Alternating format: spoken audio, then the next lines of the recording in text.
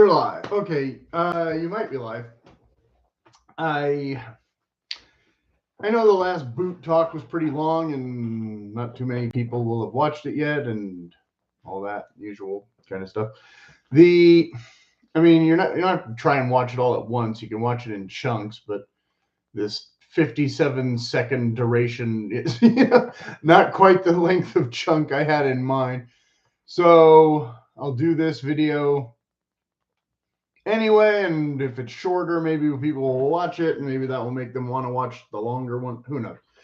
Because the algorithm, I don't know how that works, but I thought, if I didn't record too much over the Christmas holiday or whatever, more people would have a chance to go back and watch some of the other stuff, but not too many of you did. Everybody keeps watching the same two videos, the Ad Tech and the Thursday Diplomat. I'm never wearing probably either of those boots again, unless I can get those Ad Tech ones rebuilt. So I don't know why those are the two videos everybody keeps watching. But yeah, this week I posted the photo in the community menu, whatever you call that. And so this week in boots, or last week in boots, I should say, today being Sunday. Excuse me. So the Thursday captains got a bit more wear, even though they're a little bit narrow. They don't totally kill my feet as much as those diplomats did. If you're watching this because you watched part of the diplomat video, I don't know what to tell you. Maybe you can figure out your sizing in those. And of course the hero boots, I wore these twice because it was rainy conditions, but again, it was more of a precaution than rain proofing because it didn't really need the rain proof aspect of these, but I'm trying not to wear these too much in dry weather to wear out the wax that I would want for waterproofing.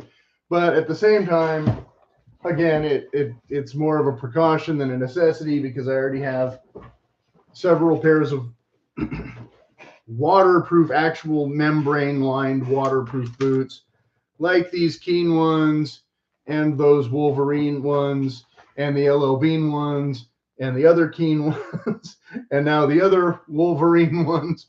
So yeah, so if I end up wearing these more casually than for inclement weather, that's just a thing. But these are the Keen utility something, whatever these. The other ones are called the Kansas City. I don't know if utility is just the name of these or what, but they're a tall thing, look like a snow boot, and don't have a really proper good work shaft. Don't really have quite enough toe room for me for a nice hiking boot, but they were on clearance last holiday year, whatever that was. So I thought they were worth a shot, and I wore them a couple times now in rainy conditions. But to test the actual waterproofness of them, I didn't go all out and really slog like I did in the other pair. These, of course, are the Thursday Hero, if I didn't say that already, which, as I said in the previous video, are meant to be a bit more water repellent maybe than these, but these are actually really water repellent also because they have so much oils and junk in the infusion process and such. So they're both kind of comparable. The big difference is, well, this one has the imitation honey lug and of course the wider width. So I don't like the fit of these quite as much as those, even though those are technically the wrong fit or the wrong size. I can really feel where the foam has already dented down with my toes and my foot on this. So the springiness has gone out of the newer ones, I think, a little bit more than the older ones in the front. I don't know why. It just, this foam doesn't feel as good as that foam. So I don't know if Thursday changed some stuff up to cut corners and save costs, or if it just, nature of the beast that, you know, not everything does the same thing. Anyway, this isn't a review of these boots per se, but it's just boot talk. Much of my boot talks are usually when I have, you can't see what I've brought up on the screen, but when I've had arguments with other commenters and stuff, especially when I'm trying to use it to bring information. This time I don't really have arguments as such, just comments and conversations. And I'm skipping some of the comments and conversations for brevity, even though it'll still be 20 minutes or whatever long. And of course, I'm still wearing the Wherein short loaders because, again, these are not the waterproof ones, the DuraShock ones that I just got that I haven't worn yet. Boot Barn is already sending me emails. How do you like those new DuraShock boots? Don't know. Haven't worn them yet. I've had them for, what, 3 weeks or something. But, again, I have other boots that I can wear if it's actually raining that are taller and do the same thing. I bought those ones just because they were black, and if the weather's a little bit colder, then having that kind of extra insulation won't, you know, affect me so adversely or whatever. Whereas these have no insulation. They're just suede on the inside or rough out or whatever you call it. And so, yeah, rough in and with a padded tongue that I guess you could consider that insulated. Kind of the same as a waterproof membrane. So that's the 4 pairs of boots that I basically wore last week. And so they going forward into the next challenge, like I said, all 4 of those are possible finalists, but I haven't finished that list yet, so I'm not going to go into the next aspects of the next challenge until, I don't know, Thursday or whenever I do the next video. So in this, I mean, the one guy had put a joke about a meme about JK boots self-sabotaging, and I had not been able to find it again to repost it.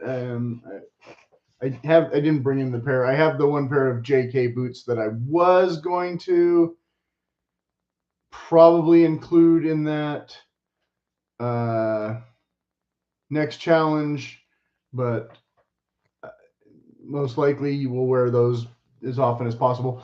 And so some of these other commenters, though, are really kind of ganging up on that. So I said, but then he was talking about the Truman boots, and of course the Truman boots keep getting bumped. I have maybe not quite half a dozen pairs.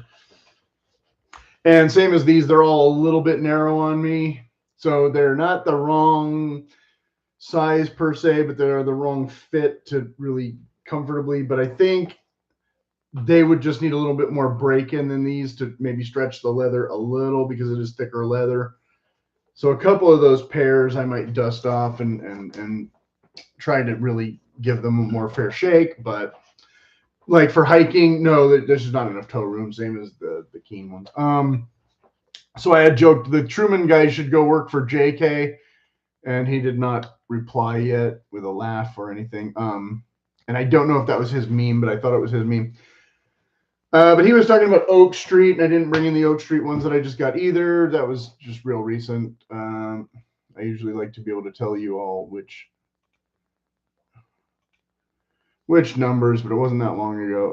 Oak Street was, chapter 275 or episode, whatever you want to call it. And I also talked about them in last week's Mocktober review because they were mock toe boots. So if you want to watch episode 280, you can do that.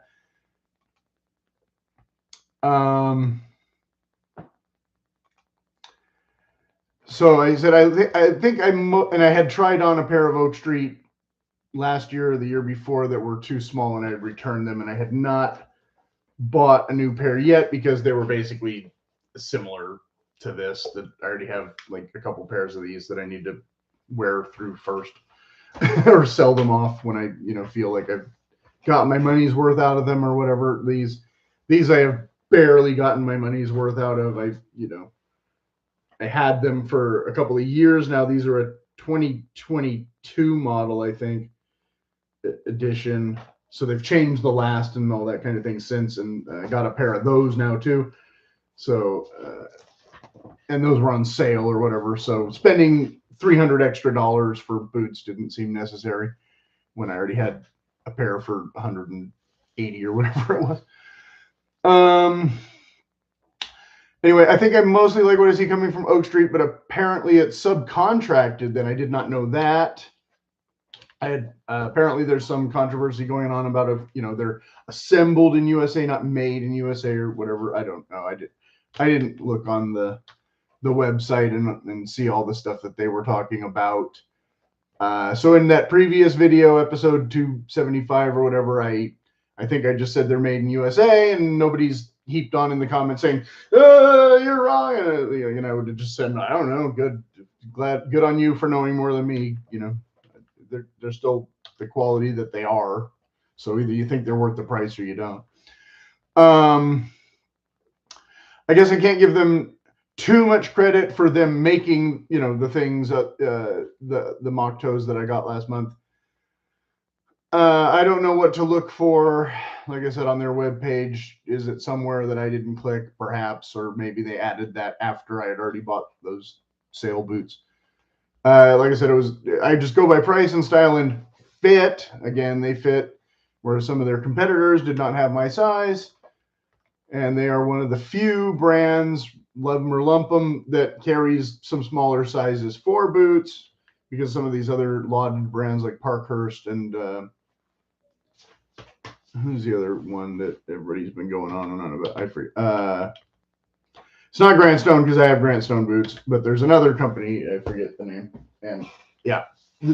Oh, and not Russell Moccasins, but the other one, Goki and Rancourt and maybe Easy Mock. Rancourt and Easy Mock look like it might be hit or miss.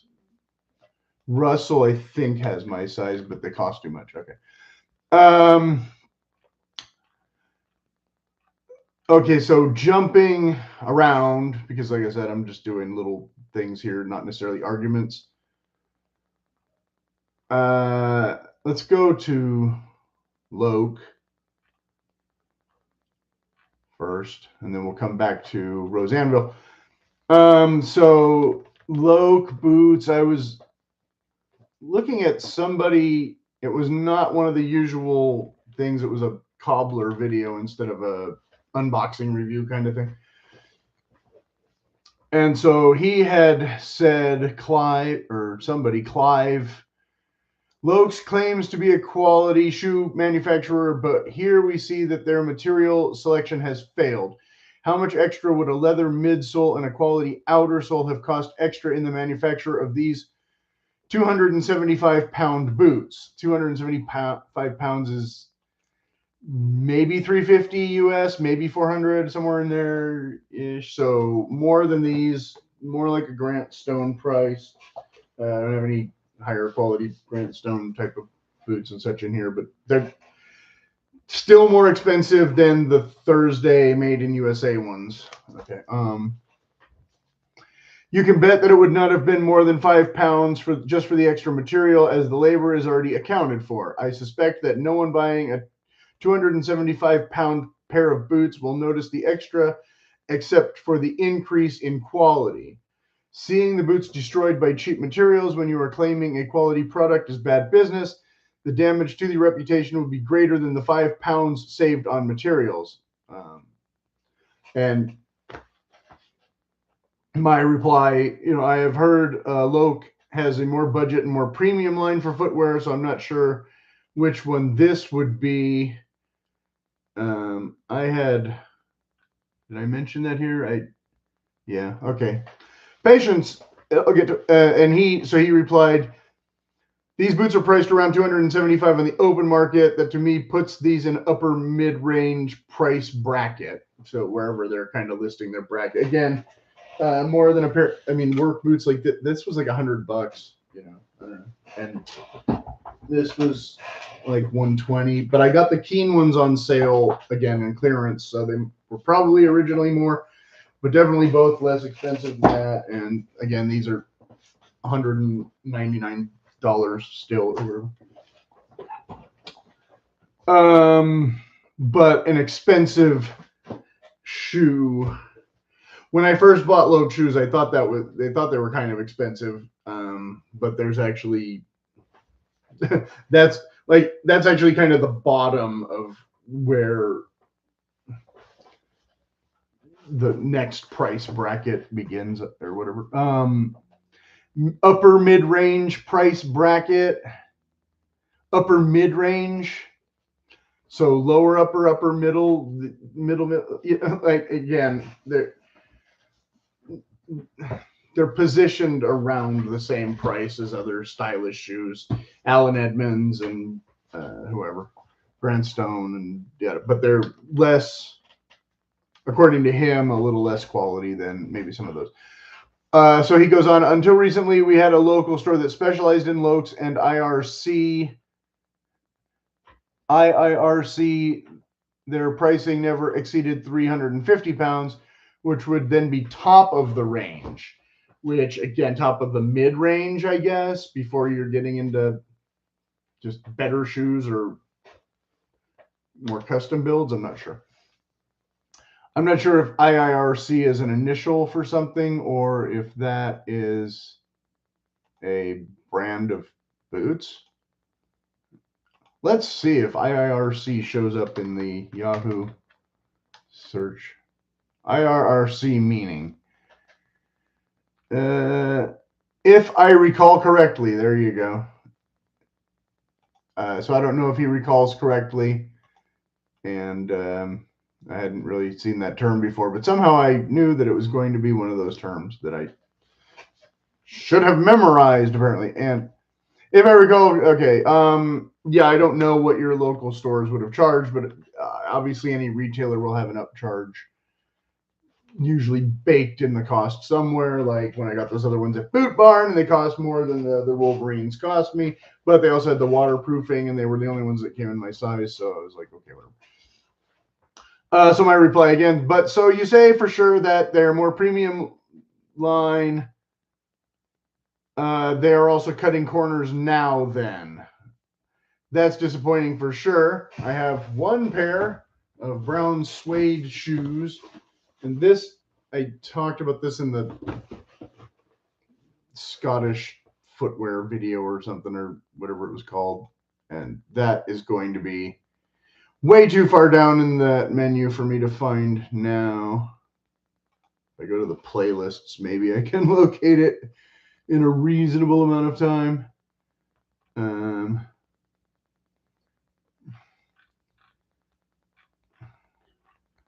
Where are we? Chapter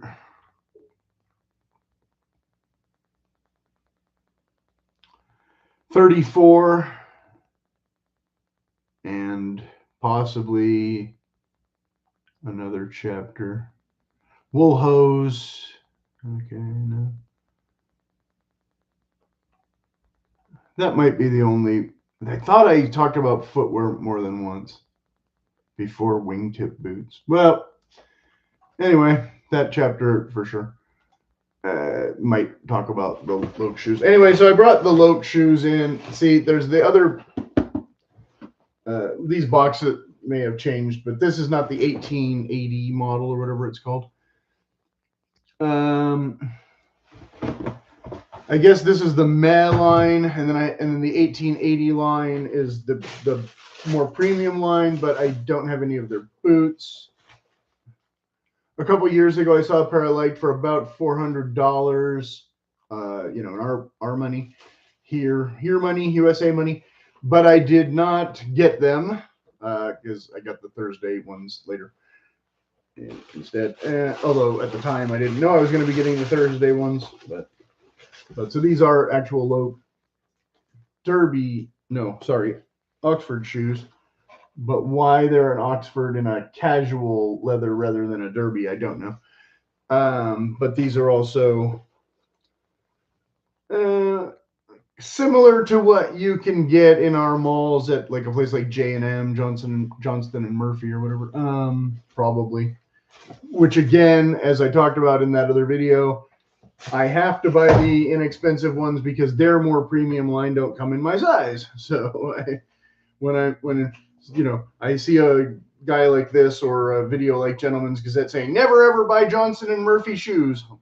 Well, guess what? Nobody else has shoes that fit me, and the only shoes of theirs that fit me are the crap ones. So unless you're going to pay for me to get custom made footwear that I will love forever for thousands and thousands of dollars, and fly to Minnesota to have a girl measure my feet 3 times. I mail ordered these from England and they fit fine, and I haven't even worn them yet. Right, but these are not boots again, obviously. So considering how much I might wear them, that price. Oh, sorry, I skipped ahead. I saw a pair I liked for about $400 here, but I did not get them. But more recently, I got 2 pairs from an okay quality U.S. brand for about $500.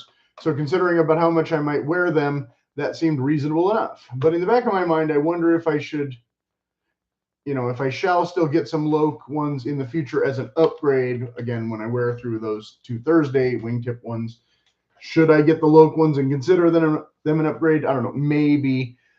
But it seems like almost every boot coming in under around $500 needs half a rebuild or something now, you know, just to get them out the gate. Like I just watched a recraft video where a guy took a brand new pair of similar to this and redid the whole thing to make them look more like Truman boots, which I thought was premature because wear this out first. You know, I mean, you paid for it, you might as well use it, even if you don't like the look of it.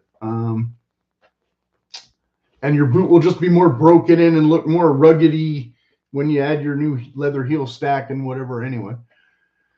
But some guys will fork out to do this sooner than later just for specific look, you know, the style of leather or whatever. Because again, I don't think this is a boot that warrants spending $300 to turn it into another boot until after I've worn out the inner foam, which again, not quite there yet in a month or whatever, and worn out the outsole, which again, after 2 weeks of asphalt and a couple day hikes hasn't made a dent in the lugs. I try to get more wear out of the things first, at least, and see if I will like, you know, even wearing them. Because again, I'm not going to recraft the Diplomat boots. I want to sell them, or you know, and I might sell these rather than resole them too, because they're just not that expensive, and there's no real break in of the tumbled leather and all that kind of thing. And I already have the taller ones in the same color that I couldn't get at the time because of the supply chain issues.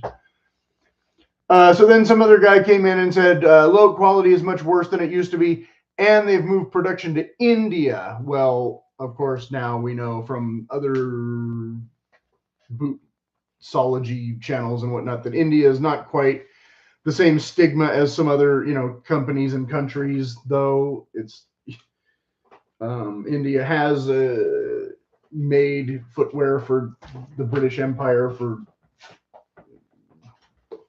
possibly longer than 1880. I don't know. And the existence of the Loake company, for all I know. Maybe they've started in India and we just don't know. I don't know. I didn't look up their pedigree again on the websites and things. I bought these shoes before I was even really that much interested in getting back into boots in the first place. So going still slightly out of order, and I did not bring in the other boots. Dang, sorry. Whoops. Coaster stuck to the glass.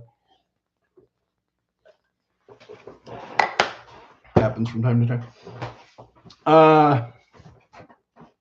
So I was watching another guy's video, similar kind of theme. Oh, we're already at 25 minutes. Okay, so this video is going to be way longer than I thought it would. So, oh well. But not too much longer, not an hour. Trust me, I don't have that much more to get through. And I had a thing about Iron Snail. I forgot to do the part 1, part 2, part 3 card, didn't I? That would that would be appropriate to say this was part 2 if I knew where it was. I forgot to do it. I'm sorry. So we'll call this part 2, even though technically this is part 3. But part 1 was introductory and kind of short.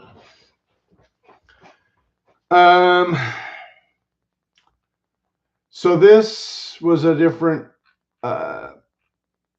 Iron Snail did a thing about field jackets, and I might just put that in the community post instead of making a whole video about field jackets. That's just an aside. And I talked about those guys in the other video. Okay. So the best boots for the money was this. Basically, this guy has settled on Frank's boots, and he has his reasons. And I have not yet bought any boots from Frank's, and I haven't sent the other ones in for the rebuild. And maybe I will, maybe I won't, because again, I haven't worn them yet that much. Which is, of course, the OT boots and the maybe the whites boots and maybe the one pair of. I keep going back and forth on the other pair of whites boots because I wore them for Halloween and they were mostly fine. But again, they are a bit narrow, same as this, and I've complained about them in half a dozen videos already, so I won't go into it. But he has Wesco. He has a bunch of ones that I don't have. He had a pair of JK, but they weren't the overtime ones. They were a different model, and he might have had another pair of JK. I'm not sure. He had a pair of Wesco, or a couple different pairs of Wesco ones, which is another brand I have not gotten. In one of the previous videos, I talked about what people were saying about Wesco, and people attacked me, and I'll get into that. So he was saying he had no reason to try Nick's boots, which, you know, nobody's forcing you. But I wanted to share that, you know, for me, Nick's cost less overall than the other PNW companies, and nailing down the fit has been less of a struggle than I had with whites, and even the one like JK. I only got the one pair of JK, so, but I ended up returning 3 pairs or something. Have called Frank's a couple of times about some questions and might get some rebuild done later with them, but they don't offer all the things I expected, etc. And I've said this in the previous video to the other guy too. And both Frank's and Nick's kind of want me to have it all mapped out in advance already, what I want to order, instead of just sort of making useful suggestions. You know, much of things that I might not think of or know about, especially Frank's, who, you know, supposedly offers you more customization options. Okay, what are they? You know, if I don't know that much about boots, I'm not going to know what they are. I've complained about this like 3 times. It seems that it's easier if I'm already a total boot expert, that, you know, I could be my own cobbler at this point almost already, you know, a smidge, except I don't have the tools. So when I'm ordering or inquiring, you know, yeah, I can bring some of that to the table, but I shouldn't have to bring all of that to the table or more than what I know to the table, because I don't know what I don't know, you know, which is the point. I wrote a bunch of stuff down, but I don't know where it is, so I would have to start from scratch someday, I guess, if I call Frank's again in the near future, which, since I just got 3 or 4 pairs of new boots in the last like month, that I wasn't planning on buying 2 of those at all. You know, I'm not in a rush. It's nothing against like Frank's per se, but of course I can't order the Patriot one that a lot of these guys have, like 6 of the Patriot. I have Frank's boots. I was like, well, you have the cheap Frank's boots that cost like, you know, a little bit more than this one did, but you don't have Frank's boots, you know, custom out, tricked out, extra build, whatever. Then he had showed a pair that he liked the rough out, but his wife didn't. I don't really like the look of the rough out either, but if one is saying that they really need them, you know, for work, for them to be more practical, then the wife can buy her own boots to look at, you know, as far as I'm concerned. Which again, I'm not a big suede guy. These are definitely not practical. These were just the ones that I could get in my size that kind of fit. Again, would I want a casual leather in an Oxford style very often? No, but these were probably like $150 or something when I got them. Maybe they were a little more. I don't remember. But yeah, sometimes I have to make compromises. You know, like if the Patriots came in my size, I would already have them. But if I ordered the Patriot type of boot from Frank's, I would have to pay the extra $300 to get them custom, which is the same problem I had with whites about the other thing. And the girl was like, well, some people have pronated feet and they can't walk, and you're complaining. It's like, well, yeah, because I don't want to spend $700. I don't have messed up feet. I've complained about that in my other video too.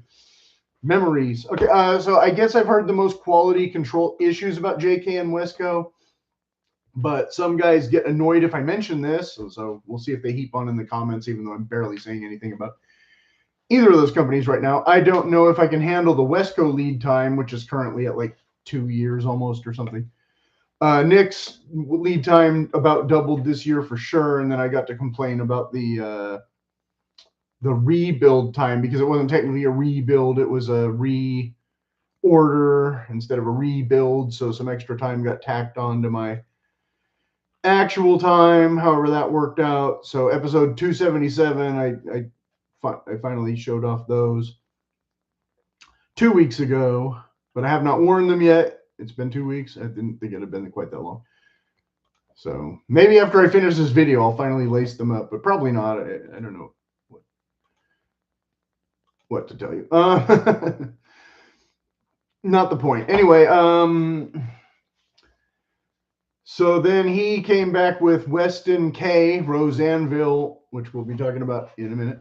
Torpedoes Wesco, but aligns himself with a company like JK. So again, more of the JK animosity, which again, apart from having to try on a couple different boots, I didn't think that the quality of mine were necessarily anything particularly. I don't care for the fit of them exactly, kind of the same as these. They're slightly sloppy, but I put it in an insole and I can wear them around, and I've done chores in them and such. But I have not taken them hiking, which is why I bought them, and I've said this in like 3 videos already. So it says nothing much about how I hate JK now, except for customer service or throwaway quality issue. I was confused because he said he liked those boots before, and they were not the same ones. They weren't the OT ones. They were the Inlanders or something. They have a different. They don't have the same high logger heel stack as well. This came with, but doesn't have anymore. They have more of this regular standard heel stack, and same with the OT boots. The OT boots don't have the high heel stack. They don't have the typical PNW arch support like my other Nicks and 3 pairs of whites or whatever. But so I was confused why he was saying how much he hates JK boots all of a sudden, when maybe I missed a video somewhere in there where something had gone wrong with the JK boots. I don't know. But since then, he has used a shotgun on his pair after he had hand ripped the outsole off of one that I saw like yesterday or whatever. So I guess he's decided that they're not made to the standards that they cost in terms of, especially comparable to Frank's, which cost again more than Nick's, and Nick's cost less than JK as well. So again, that's why Nick's has been getting my business, because they keep offering these sale prices, and I keep saying, okay, I'll pay that and save that $100 and get this leather instead of that leather that I like more or whatever. So my reply about Rose Anvil is, I think he just promotes whoever pays him now. That's the scuttlebutt on the web, and that's all I can really say about him. You know, I don't watch a lot of his videos anymore because most of them aren't about boots. They're about sneakers and stuff, so whatever. So I'll get to him in a minute a little bit more. But those collaboratives are lucrative for him, so he's done Nick's, White's, JK, and maybe some others have refused him. I don't know, like Truman maybe. I don't know if he's done a Truman collaboration or not. But Truman isn't really a true heavy-duty work boot, and they've changed. Now they're changing their structure to be more like a work boot or something. So they're getting they're getting some hatred, same as JK Boot, not just for that, but for their quality control issues or something. I don't know. I don't know all the politics, but now he's done the Thirsty Captain 2. He's done a collab with Even Thursday Boots, or at least one, etc. So yeah, he's trying to make a career out of YouTube. Nobody's offered me any free junk, but if they did, I don't know what I would do. I think I would be a little bit more leery about who I, like he said, chose to team up with. Certain brands like Takovas would have a harder time convincing me that they're ever going to produce anything that I like. But if Takovas came at me and said, hey, we want to do a collaboration and we promise we'll do this and this and this, I'd probably be okay with it because their pricing isn't horrible for what they are. It's just, again, I just don't like the styles that they come up with, and I don't like the leathers that they use. But I don't know that their prices are absolutely horrible like some brands. Would I buy another pair of Takovas boots right now? Not at all. So anyway, I think I got the one pair, but he's going on about Rose Anvil being a shill or whatever. And honestly, though, I think I got the JKOT boots more because Carl Morawski hyped them so much more than the Rose channel, which was more of the Bear Slayer gimmick thing that I didn't have any interest in that at all. And when I don't have an interest in something, I don't usually spend my money on it. So I never bought the Bear Slayer one. The reason I complain about the White's Drifter ones is because that was kind of a boot that I was really interested in. I just think that they could have been a little more forthcoming or forthright or whatever about how they actually fit. And the PNW stuff tends to run narrow, and it's another one of those things you're just supposed to know. So when I got that first pair of Nick's 55 last, I even had the same sort of issue where I was really worried it was going to be too narrow, and it wasn't. But then when I bought the mock toes and the Packer boots in the same, something changed and they were way too constricting. I couldn't wear them at all and had to get the wider width. And the wide width isn't even that much wider, but wider enough. So I have that one pair of Packer boots that fit just fine. They just don't look that nice compared to, a more stylish cowboy boot. Western riding. So yeah, it was, I think his collaborations and things are more expensive than they should be. And I think I was saying that about PNW boots overall, especially the JKOT boots. I thought those were overpriced by the time I was done figuring out the size. So that's why I was less likely to recommend them than Nick's or even White's. And again, as much as everyone would like to, I can't recommend Frank's per se because I haven't tried them. But the guy's argument that I went into kind of in the previous video was, he said in a really clumsy way, he was trying to argue with me that Frank's was less expensive than Nick's, which it depends on what you buy, I guess. If you buy the Wicket and Craig leather, the Nick's could be more expensive than the Frank's. All that's variable. But like I said, overall, Nick's has more sales and such. But the point of Frank's should be that if they are that much better quality, then you should be willing to pay the extra because you want that quality. If I'm not really worried about if it's that exact quality, because I think these boots are close enough for what I'm paying, then that's what's going to happen. Now, if my Nick's boots, the newer pair, they didn't do the stitch through the outsole, they just did the screws. So if the outsole falls off of those, I'll be really unhappy, especially after I had them do a rebuild. But I don't expect that to happen. Okay, so Loake. Okay, so the part 3 then, which is actually just more about Rose Anvil. But here we go. using the title card. Sorry, I didn't go with part 1 in the earlier part of the video. Part 3, the final chapter. Okay. Well, 40 minutes. Geez. Okay.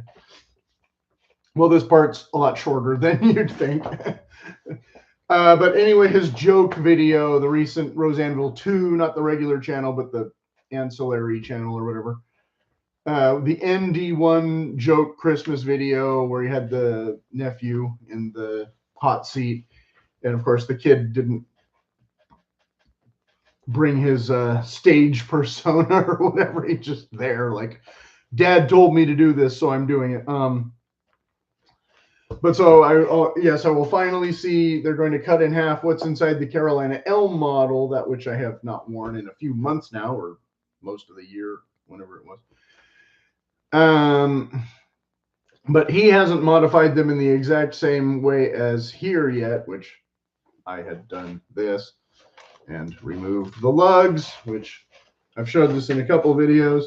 I had to use a hacksaw with a pretty dull blade, but I don't know. It was not cooperating as well as I would. And I've tried to wear them on the street and get them to kind of smooth out and even out because I don't have a sander.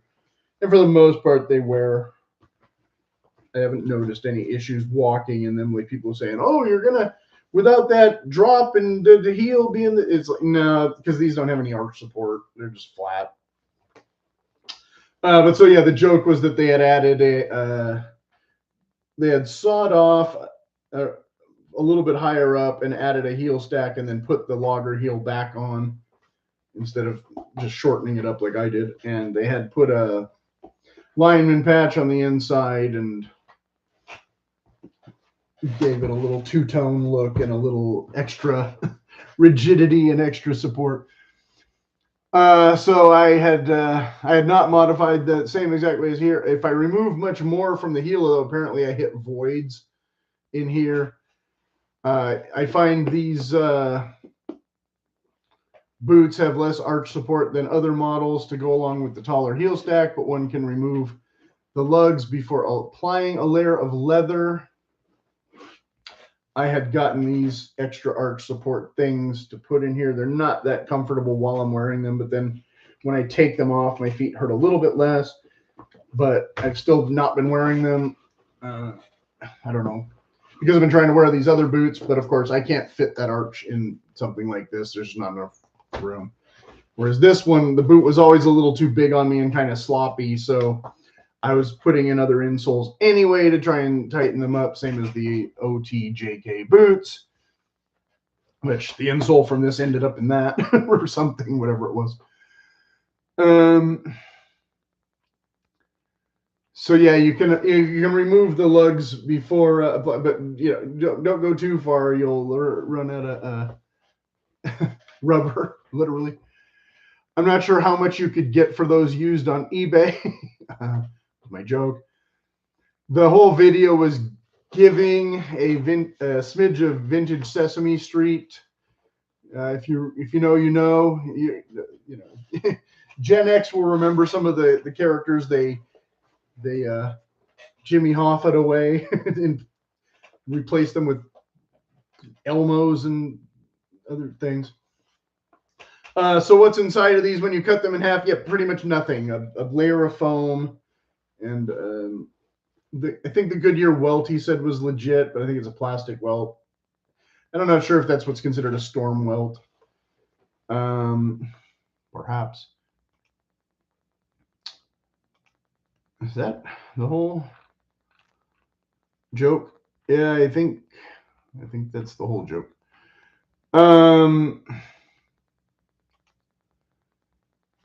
But so yeah, and then of course this, I forget if this is the ones that came with this or if I had swapped this out with a different. I had moved some of the little decorative things, but this is not the same quality of a Pacific Northwest tongue protector for the gusset. And this doesn't even really need a tongue protector because it's not gusseted all the way up and it doesn't have sharp brass rivets there and whatnot, but it does have a suede tongue gusset, which is not the same material a bit more flimsy than the Pacific Northwest typically uses, and of course this leather is not Nick's or Frank's or White's or even JK. So of course the dad wasn't going to spend all that money on a child's boot, so he got these for, you know, $120 or whatever, and just did some little add-ons to it to make the kid, you know, have his holiday special or his birthday treat or whatever it was. But yes, I still do have this, and people I think still watch this video. So no update on these as of yet, because again they're mostly shelved for the winter. And just the special guest today to, yes, harken you back that, like that. I have these instead of the ND ones, but I have the other Rose Anvil ones that are the whites collab, not the NYX collab. And the NYX collab, I don't know, he did a video where I tried to get all interested in it, trying to figure out which NYX vids were better than others and all that, and kind of gave up. And then I had talked about that. And so this guy that did not make it into my document for whatever reason, he had put, you are Von Lingard. You are right about that. There is still a decent amount of material to glue onto after cutting off the heel. So again, depends on where you cut it off. And if you don't know, you might remove the wrong part and have to get a whole new outsole or at least a whole new different heel stack. In fact, if the cobbler knows what he's doing, it might be better to have removed more of that and added more of the leather than the rubber, but then you're spending more for more leather. And I assume a lot of guys will complain that the leather can absorb water and delaminate and have other issues too. So I think that's why companies started doing this in the first place, but it doesn't look as nice if you want to, you know, more vintage looking boot or whatever. But for practical purposes, I don't know how well Pacific Northwest do in the actual Pacific Northwest, because I don't live in the actual Pacific Northwest where it rains all the time and you're out in soggy, mucky forest conditions if you're actually doing those kind of jobs instead of just wearing them around the town. Yada, yada, yada. Anyway, so that's for discussion for another day, or at least in the comments if you have insights or questions. And this went way too long. And nobody's going to watch it anyway, so it doesn't matter. Yay. So if you made it this far, like I said, yeah, put any questions in the comments. I'll try and answer, and have a happy rest of your Sunday, I guess.